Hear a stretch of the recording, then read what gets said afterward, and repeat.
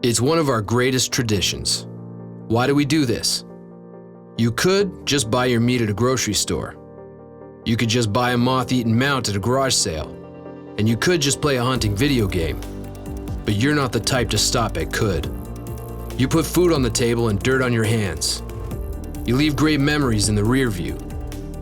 And you know how to return with the trophy in tow. You're connected to the land, to the ritual, to our tradition.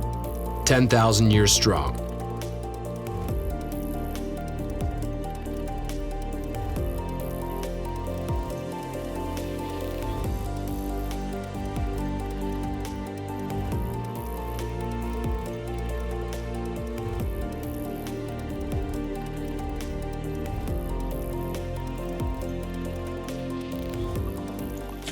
Congratulations, Hunter.